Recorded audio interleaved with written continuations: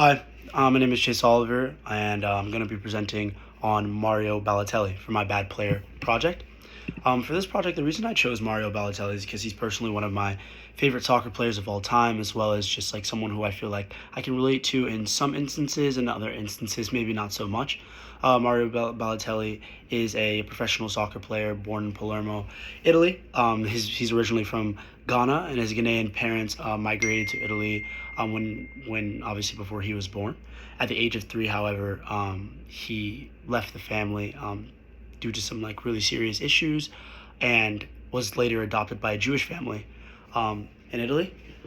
Throughout his soccer career, it was pretty evident to everyone that saw him play that he was an extremely talented player. I mean, he was fast, he was strong, powerful, and he's like a true striker that a lot of these clubs are extremely attracted to.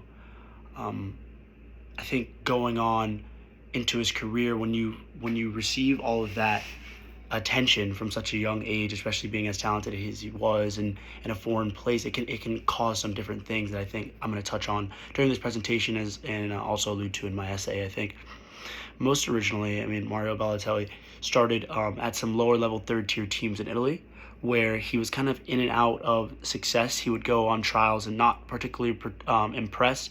Most notably, he went to Barcelona as one of the largest clubs in the world and did not really impress. So he went back to the third tier, and then after like 2 games back in the third tier, post his trial with Barcelona, he got a ton of national attention from like scouts and different agents and things like that, and that's kind of where his career started to pick up again.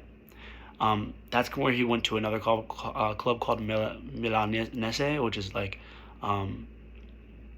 super huge club, and then started playing well there, and that's when he ultimately landed at Inter Milan. Inter Milan is kind of where the act two of this presentation starts. It's kind of where the Mario Balotelli started to become kind of like this formidable, famous but also infamous soccer player that is better known today. He began training with Inter Milan, which is like one of the greatest players, of like Nesto and Zanetti, and just very iconic soccer players that have played through this brilliant club. That's always been one of kind of what those big, I'd say like core 10 soccer teams in the world that just like constantly have success, especially being in Italy. Obviously we've touched on identity in sport and things like that throughout the week, and I think this is like one of those countries similar to one of my classmates' presentation who did national identity in Brazil. I think it was Abramo, who had an excellent presentation on that. I think if you can see it in Brazil in terms of soccer, football, it's the same as it is there as it is in Italy. It's very serious. It's very intense, and there's a certain aspect of crudeness to it. To be fair, and I think that's kind of where Mario Balotelli's story kind of has its ups and downs. So initially, kind of why I chose him as a bad player in terms of like his incidents kind of were surrounded in his performance on the field as well as attitude off the field. I think, and what I'll kind of touch on later, he's one of those players that is definitely highly emotional. I think when you're very involved in something and you truly love it from a sports aspect, coming from an athlete that also plays soccer, it can be very hard to contain your emotions no matter what sport you're playing, no matter what activity you're doing. You could be outside of sport and really love something, and you're going to have some essence of competitiveness because it's important to you and you love it and you want to put your all towards it. So a player like him, younger, hot on the scene right now, extremely attractive from a scout and agent standpoint, playing fairly well, was getting a lot of backlash for his performance in training and his attitude around the training ground. I mean, he obviously had a fairly rough childhood, separating from his family very young, being adopted by a whole other family, a white family at that. He's African Italian, so he's already black. So we know that from other instances we've studied throughout this semester, this summer too, and looked at other stories in film and even like realistic stories and some of the clips we've watched. There's obviously a lot of racism in sport, and that can be extremely hard, especially in Italy. So kind of where his story becomes interesting is huge coach Jose Mourinho goes to FIFA, which is like the larger federation for soccer, and Jose Mourinho is a fantastic coach. He's coached at Inter Milan, he's coached at Chelsea, he's coached at Tottenham, he's coached at some of the biggest clubs in the world, and he has a lot of pull. So his words have a large impact, not only on his team and his influence, but his sphere of influence goes wider than that. So when he goes to FIFA and says this guy's not training hard enough in training, like he's a nobody, he's just talent with potential. He has not done anything and stuff like that. And I can kind of understand that, because it's like when you're a young player, no matter how talented you are, you have to work hard. You have to prove yourself day in and day out to prove your worth. Because yes, he hasn't won anything, no major trophy, anything like that. He's just a kid with a dream that's going on and on. So I think it is really interesting how he kind of has that duality of understanding. From my perspective, it's kind of like I understand he's probably emotional and probably caught up in the moment and dealing with some other things that don't really come to light as easily when you're a professional athlete, kind of like hidden. He could be dealing with like mental health issues, which is like very prevalent. But yeah, you have to show up to train and kind of persevere through that. And this is kind of where his attitude got coined, and where the Super Mario kind of got coined, because he's kind of like in his best moments, he's a fantastic player.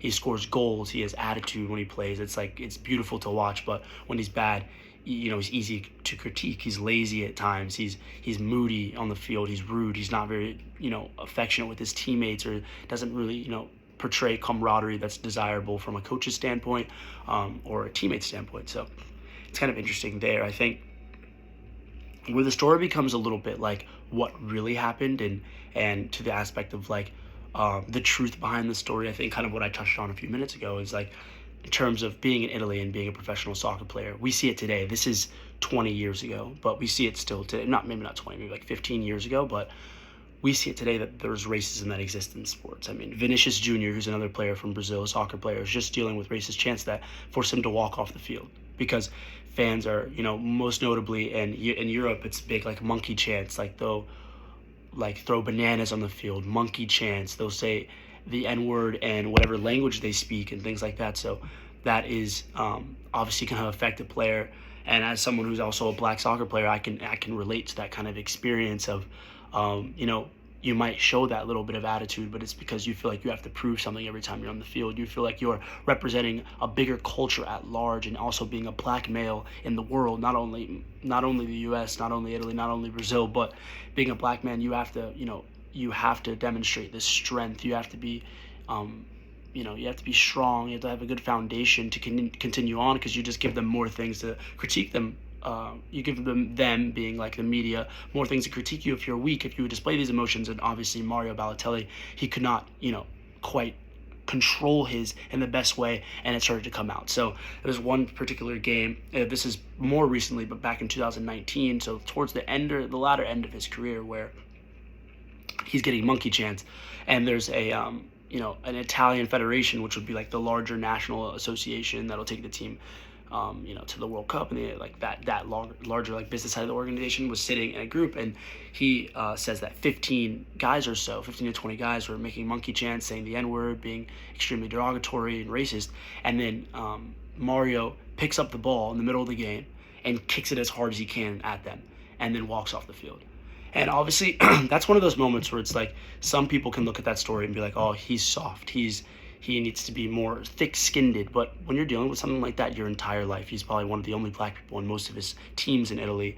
You're getting a lot of hate already for being lazy and coined as not a good teammate and things like that. So you're dealing with all that, and then during the game, when you're playing something you love, that passion will overcome you, and he can act out in action like that. So I think in that moment, that might be a moment of weakness, and that's kind of what's like what actually happened. Well, he's being racially abused. Of course, he's going to lash out to a certain extent. I don't think anybody on the planet has the ability to, put that type of treatment to the side for an extended amount of time without, being able to release that pent up emotion. And so I think just continuing on, I know I jumped forward to 2019, but looking back, further, or the past of his career before 2019, he played at a club, Manchester City, one of the best clubs in the world, just won the Champions League this past year. And there, he didn't have much success, because this same type of racial treatment was happening against him. He was also struggling in the training as well, which is kind of like where it's bad player, because yes, he does have these very undoubtable flaws. He is quite lazy. If you watch, he is quite lazy. He does have a striking attitude, but you have to look deeper into it. And why is that? I'm someone who tries to look into the social aspects of that. What's conditioned him to feel like that? Why has he gotten to that point? I am a firm believer of no one just wakes up every day, or no one's born bad. Like, you grow up in an environment where you feel like that's how you have to be. He grew up in an environment outside of his own comfort zone. He's Ghanaian Italian, excuse me, so African Italian, and he grew up with a Jewish family. That's probably a very hard identity crisis that could be happening in his life. And from an aspect of, when I talk about it with my friends or coaches or my dad or whatever it may be, it's like you have to take a second and understand where they're coming from and why they may act like that, and why society may have positioned them to act like that, versus just looking straight at them and be like, oh, they're just a flawed person. So I think it's super interesting. But yeah, going back to his Manchester City time, the player was fantastic at times, and there's one very formidable picture of him with his shirt off, just flexing his muscles, like standing in front of the crowd after scoring a goal, and it's just like this stone cold character, darkness in his eyes, and you have to take a minute and be like, wow, he just scored an amazing goal. He's showing this like fierce attitude right now, but like there's something darker, deeper going on there. There's probably feelings of rejection. There's feelings of continuous criticism going on from like coaches, teammates, media and analysts and things like that, which is probably overwhelming. And that moment of after he scores, after he proves himself, that's just authentically himself, and he's just like, I'm here, I'm strong, and I'm showing you. But he can also be criticized for that. And there's another one where he takes off his shirt, and his shirt reads, "Why is it always me?" And I think there's like a very interesting nuance to that, because it looks at why is it always me. He's directly talking about like in soccer, like, or basketball. Michael Jordan would say, "Why always me?" Like the hands like this, and Mario Balotelli did the T-shirt, "Why always me?" It's just like, I scored. I'm a good player. Why always me? Like, why am I always, the one showing out, being good? But also there's a duality there, because it's why always me? Why am I always the center of attention? Why am I always the center of hate? And I feel like Mario Balotelli is really targeting that, because although he does have those flaws, he is always targeted. I feel like, and why I chose him is because it's very relatable in terms of my own experience. I think when you're a player that has, a considerable amount of talent, and you're oftentimes in the limelight, people start to poke around for other flaws that you may have. For anything you do wrong, they're looking. So if it's academically, they're going to make sure you're tight. Can they criticize you there? Personality wise, his focus, what he wears, how he approaches other people, how he approaches, and those are things that of course you want to consider when it's a professional athlete, because you're paying them. You want them to be extremely presentable, but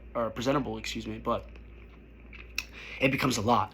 So I think when we look at something like a story like Mario Balotelli, I know we looked at something like Colin Kaepernick and the project details, and I'm sure there'll be some other ones that people do that are easy, or like Antonio Brown or something like that, and you have to look past the person's actions and look deeper into what got them to that point, why they are acting in that certain way. And that's what I think's left out. I think that's what's left out a lot of these stories, and it happens outside of sports oftentimes as well. I mean, it can happen with celebrities in general, where we neglect their own internal struggle, and we decide to criticize what is presented to the public, which is oftentimes not the accurate representation of the person, because they have a lot more going on than what they portray to the public. That's most likely a character, a side of himself, a facade even, to protect their inner self, because they're struggling with something a lot deeper. And I think what I'm going to touch on more in my essay and elaborate to is that athlete, yes, and that's presenting yourself in a good way at all times, but when you go deeper into that athlete, there's a lot more things that become overwhelming. Speaking from my own experience, it's a lot. Even at the campus like Wake Forest, I step on campus, there's not a lot of people that look like me in my classes. I'm an economics major, and there's maybe one other, maybe not. And I feel like that responsibility of representation every time I go there. So whenever I'm late, or I do something bad, or I get a bad grade, I feel a burden. And I feel like Mario Balotelli has that same burden. One of the only black people on the national team at his time, one of the best players, but one of the only black players, and that's a huge burden for one player to take on, as well as piling on top that criticism for every other single part of them. And yes, that takes some accountability and some responsibility of you have to be a good teammate. Sports is about being a good teammate, but it's also about having a little bit more compassion for someone. I mean, there's been other athletes, notably white athletes, that aren't the best with their teammates, are very abrasive, and they don't receive the same type of attention. And I think that touches more on what we've talked about throughout these last few weeks: is how is this story presented? How are critics analyzing it? And then when when these become biopics or they become films and things like that, they only portray one side of it because that's what appeals to the larger audience. For instance, Ali this week, we only saw mostly his boxing career. We saw a little bit of the refusal to be drafted to Vietnam. We saw a little bit of that, but you don't really see the nuance of his involvement with Malcolm X. You don't really see the move, like you don't see all of that side. So it's very interesting, and yeah, I hope you enjoyed this, and thank you very much.